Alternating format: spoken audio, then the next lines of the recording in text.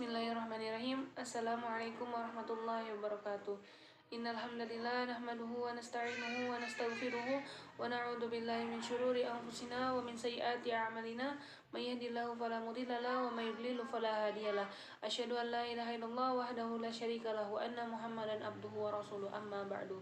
Yang saya hormati kepada Bapak dosen mata kuliah pembelajaran Al-Qur'an Dr. Fajar Farhan Hikam SSY MPDI, dan yang saya sayangi teman-teman sekalian yang insya Allah selalu dilindungi oleh Allah Subhanahu wa Ta'ala.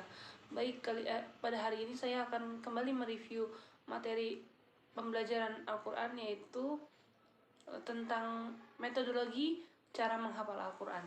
Baik, langsung saja saya akan memaparkan sedikit mengenai materi metodologi cara menghafal Al-Quran. Nah, bagaimana sih cara menghafal Al-Quran yang baik? Apakah ada strategi atau cara yang tepat untuk menghafal Al-Quran dengan cepat? Apakah terdapat motivasi-motivasi untuk kita semangat menghafal Al-Quran? Apakah terdapat manfaat ketika kita sedang menghafal Al-Quran? Ataukah ada kendala-kendala yang dialami oleh seorang penghafal Al-Quran untuk menghafal Al-Quran? Nah, langsung saja pada pembahasan yang pertama, yaitu metodologi cara menghafal Al-Quran. Terdapat banyak metode cara menghafal Al-Quran yang tersebar di seluruh dunia. Untuk yang pertama itu contohnya adalah tikrar. Tikrar di sini artinya adalah pengulangan.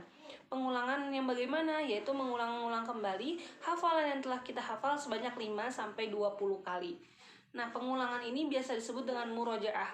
Murojaah adalah cara kita untuk menghafal Al-Quran dengan terus-menerus mengulang hafalan guna untuk memperlancar dan meraih hafalan yang kuat.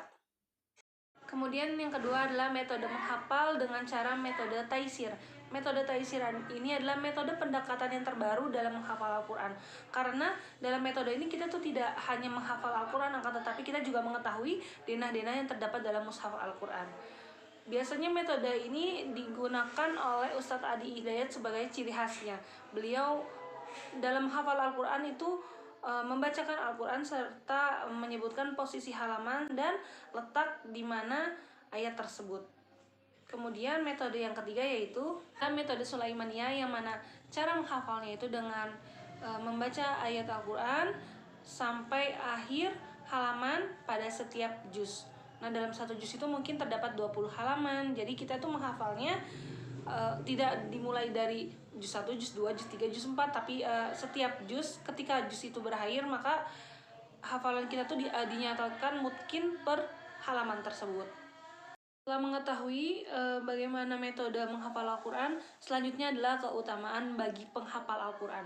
Nah, untuk penghafal Al-Quran ini memiliki banyak sekali manfaat, banyak sekali keutamaan yang akan didapat ketika dia sudah memutuskan untuk menghafal Al-Quran.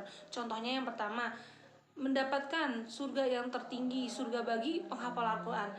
Ada cerita ketika seseorang membacakan ayat demi ayat ketika di hari kiamat nanti, maka ayat tersebut menentukan letak di mana nanti dia akan tinggal di surga. Misalnya dia membaca surat hari ini membaca surat An-Nas, maka surganya itu sama dengan surat An-Nas tersebut. Apabila dia naik lagi satu surat, maka surganya naik lagi satu surat, dan seterusnya. Dan yang kedua ini adalah terbebas dari fitnah kubur. Terbebas dari fitnah kubur di sini maksudnya kita tuh terbebas dari pertanyaan munkar dan nakir. Nah, Al-Quran itu akan datang kepada kita saat kita ditanya oleh malaikat munkar dan nakir sebagai penolong kita dari pertanyaan-pertanyaan yang sulit yang mungkin tidak akan bisa kita jawab. Nah, Al-Quran ini datang sebagai penolong bagi diri kita. Kemudian menghafal Al-Quran kita juga bisa memberikan mahkota yang indah, mahkota yang sangat luar biasa kepada orang tua kita di hari kiamat nanti. Mahkota yang dapat mengangkat derajat orang tua kita ketika di hari kiamat nanti gitu. Buah dari usaha kita, buah dari kesabaran kita dalam menghafal Al-Quran, maka orang tua mendapatkan mahkota yang sangat indah di akhir nanti. Yang ketiga, keutamaan dalam menghafal Al-Quran yaitu adalah pahala kita, kebaikan kita dilipat gandakan oleh Allah Subhanahu wa Ta'ala.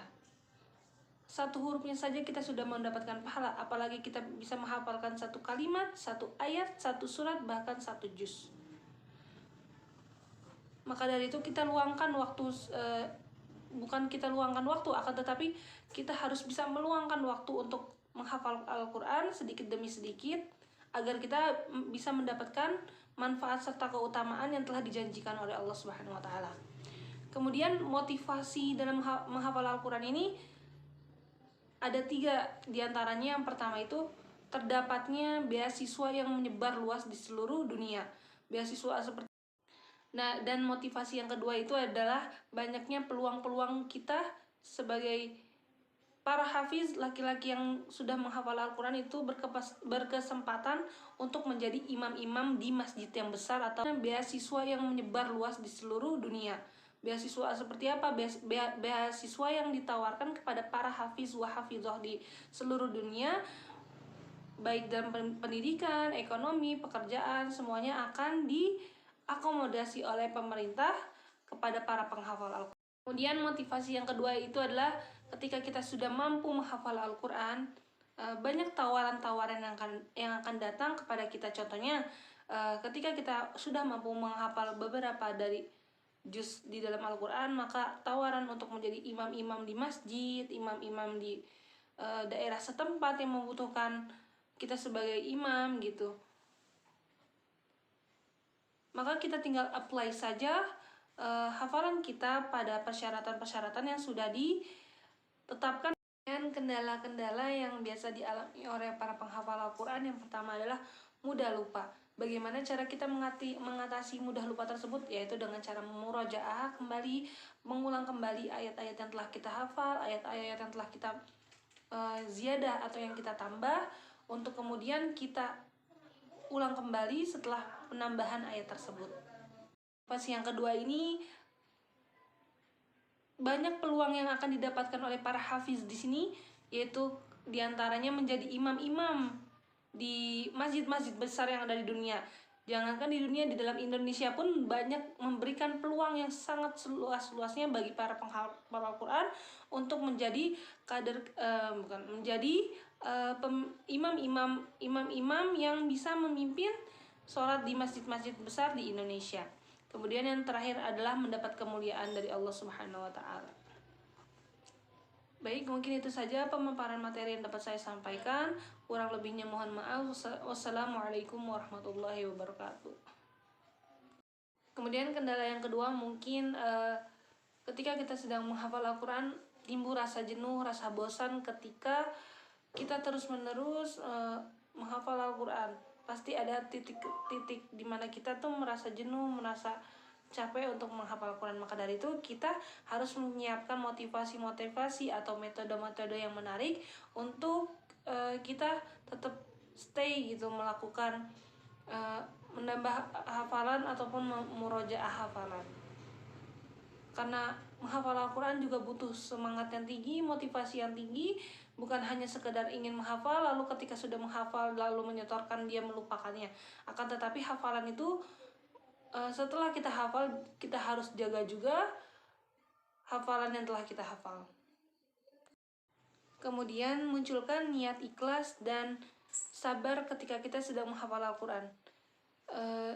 Ketika kita munculkan niat tersebut, maka Allah Subhanahu wa taala akan mudahkan kita, terus memberikan kelancaran kepada kita untuk.